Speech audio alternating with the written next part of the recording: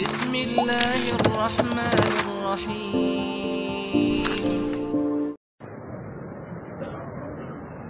إن الحمد لله نحمده ونصلي على رسوله الكريم أما بعد مسند احمد اور جامع ترمذی میں سیدنا ابو ہریرہ رضی اللہ تعالی عنہ کی روایت ہے، کہتے ہیں کہ نبی کریم صلی اللہ علیہ وسلم نے فرمایا من غسل میتا فلیغتسل، جس نے کسی مردے کو غسل دیا وہ غسل کرے، ومن حملہ فلیتوضأ، اور جو مردے کو اٹھاتا ہے وہ وضو کرے۔ یہ میت کو غسل دے کے جو غسل کرنے کا حکم ہے یہ فرض لازم نہیں، مستحب ہے کہ جس آدمی نے میت کو غسل دیا ہے وہ خود بھی بعد میں غسل کرے، اور جس نے میت کو اٹھایا ہے وہ وضو کرے۔ یہ میت کو اٹھانے سے مراد ہے کہ میت کو براہ راست اٹھایا جائے، میت کی چارپائی اٹھانے سے یا میت کسی اور چیز پر ہے اسٹریچر وغیرہ پر اس کو اٹھانے سے وضو نہیں، بلکہ میت کو براہ راست اٹھا کے اس کے جسم سے ایک جگہ سے دوسری جگہ رکھتے ہیں، منتقل کرتے ہیں، اس کو حکم دیا گیا کہ وہ وضو کرے۔ اسی طرح موطا مالک میں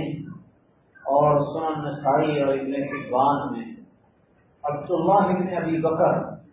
رحمہ اللہ بیان کرتے ہیں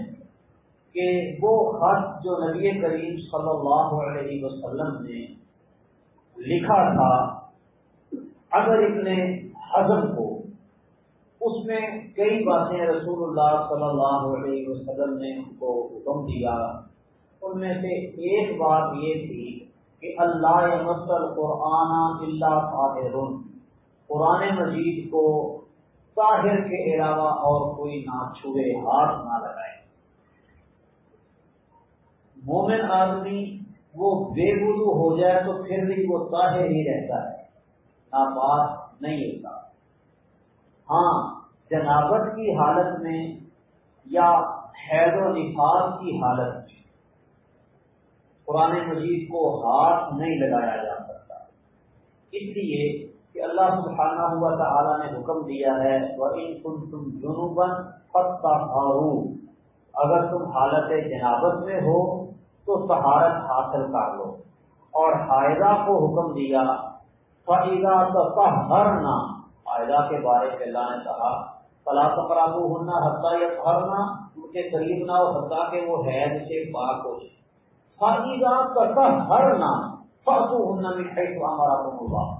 پھر جب وہ اس کے بعد طہارت حاصل کر لیں، پھر جیسے اللہ نے سب کو حکم دیا ہے ویسے ان کے پاس جاؤ۔ تو حائضہ اور جنبی کو اطہار و تطہیر کا حکم دیا ہے، اس سے معلوم ہوتا ہے کہ حائضہ اور جنبی یہ دونوں طاہر نہیں،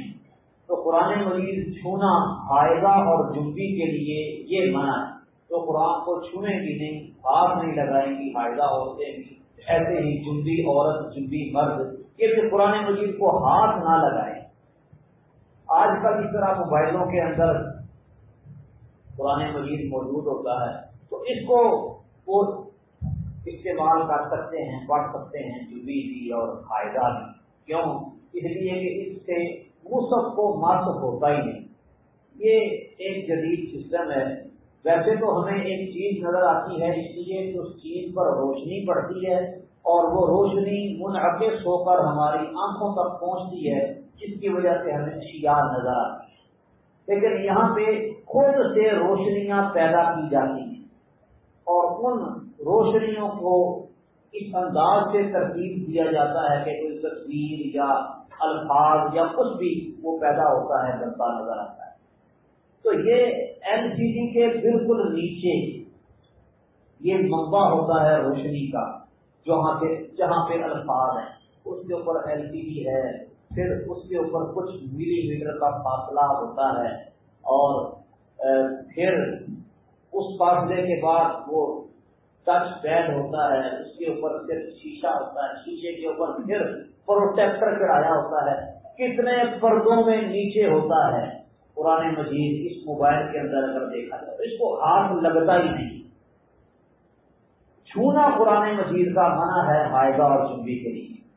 سیدہ عائشہ صدیقہ رضی اللہ تعالی عنہا کی روایت صحیح مسلم میں ہے، امام بخاری نے بھی اس کو ذکر کیا ہے، معلقاً